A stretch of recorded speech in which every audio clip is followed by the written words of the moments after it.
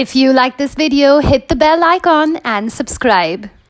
Hey tribe, today I'm going to tell you about 3 women who fought for our independence against you know who. And after researching about them, the one thing that came to my mind is that why were we not taught about these amazing women in our history textbooks? All 3 stories deserve to be made into big budget films so that finally more Indians than those who just watch WAC can get to know about them. Also, you as the tribe can share these women's stories and don't forget to tag this woman when you do.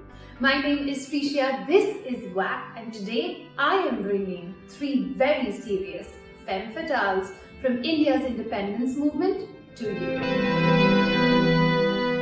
Thank you Storytel for partnering with me on this video. Saraswati Rajamani was the daughter of one of the richest families in Rangoon. They own gold mines. Her father was actively involved in the Indian freedom movement and contributed money and time towards the INC. So much so that when leaders like Mahatma Gandhi came to Rangoon, they visited her father's house. Young and fiery Rajamani preferred the ideologies of Netaji Subhash Chandra Bose, who wanted Indians to take up arms against the British.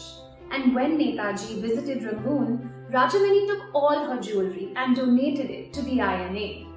When Netaji heard that a 15-year-old girl had come and dropped off a trunk of gold, he took it back to her house and returned it, saying he could not take so much from an innocent child.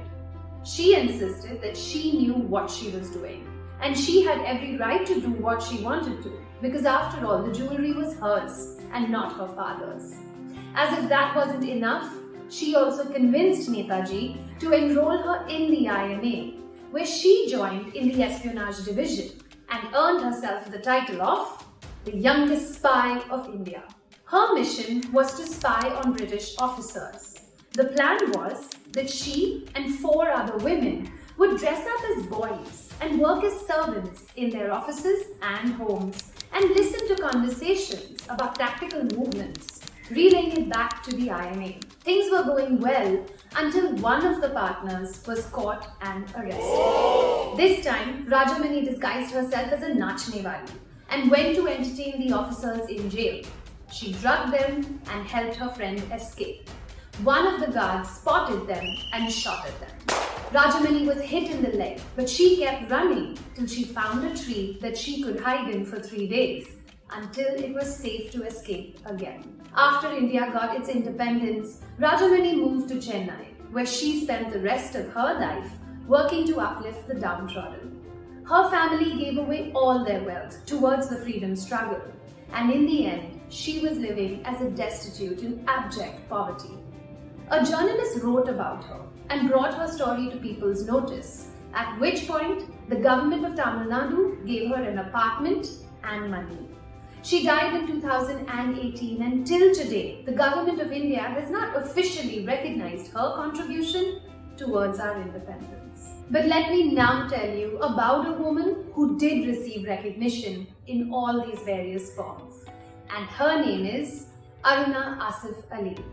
On a side note, my family was very connected with her, and that makes her especially close to my heart. Aruna was 19 when she fell in love and married Asif Ali, one of the biggest legal names in India at that point. So big that their wedding was attended by all these leaders. In fact, Asif Ali was the lawyer who defended Batukeshwar Dutt and Shahid Bhagat Singh in the Lahore conspiracy case. And after independence, he served as the first Indian ambassador to the United States. But I digress. By this time, Aruna Asif Ali was 21 and she was at the forefront of the freedom struggle. And 2 years into her marriage, she went to jail during the Salt Satyagraha. The British were so threatened by her popularity that despite the Gandhi-Irwin Pact of 1931, where all political prisoners were to be released, she alone was still imprisoned. But the Gora's plan fell flat on its face. In an act of solidarity, all other female prisoners refused to leave jail until she was freed. And after a lot of public outcry and intervention by Mahatma Gandhi, eventually Aruna was released from prison. On August 8th, the full-blown Quit India movement was announced, and the British arrested all the major leaders. It meant that there was no one left to lead the movement, or so they thought. Aruna stepped in and took charge of the INC and its Quit India movement, earning her the title of the Grand Old Lady of the Indian freedom struggle. Point to be noted, at this point, she was only 33 years old.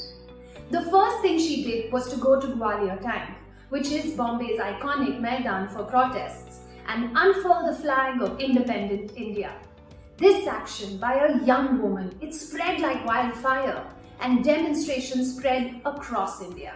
Immediately after this, Aruna had to go underground and was in hiding with Edadatta Narayanan, who is another unsung hero of the freedom struggle. The British had put a reward on her head, but that did not stop her from continuing to inspire others through underground radio, pamphlets and magazines. Eventually, India got its independence and she became the first mayor of Delhi. But soon enough, because of petty politics, she gave it up and never got into government work or contested elections again.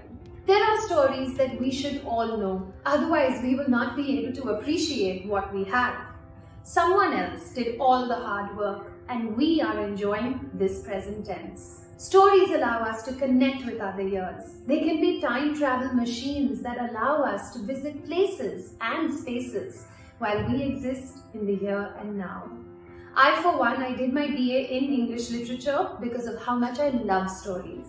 And today I get my fix for stories from Storytel, an app that has all the best books being narrated by famous artists and actors. They have over 1 lakh titles in all these Indian languages as well as English. You can save books offline, and my favorite feature is that the app can pick up on your personal preferences and tell you what kind of reader you are. Their category list is extensive, but confession time. My guilty pleasure at the end of a long day sometimes is romantic fiction. And here are 2 books that I recently read. It's Christmas time, and just for the tribe, they have an amazing discount link, which I have put in the description below. So do make the most out of this offer because it's just for this month. Old fans of WAC will know that I enjoy saving the best for the last.